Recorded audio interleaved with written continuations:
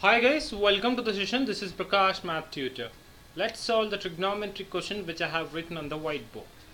Here we need to solve this trigonometric question without using trigonometric tables, which means we have to use the basic trigonometric identities to solve this question. Given secant 17 divided by cosecant 73 plus tan 68 divided by cot 22 plus cos square 40 plus cos square 46.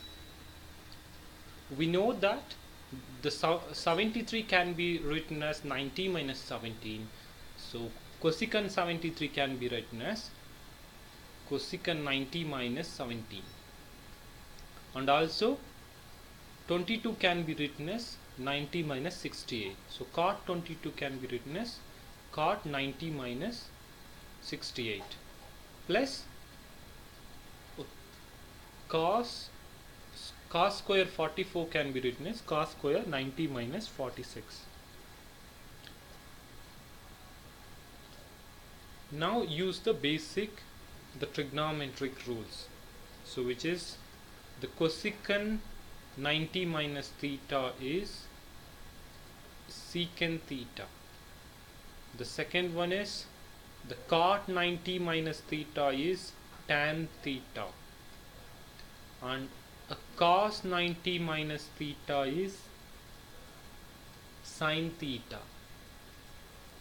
So the given trigonometric expression becomes secant 17 divided by secant 17 plus tan 68 by tan 68 plus sin square 46 plus cos square 46.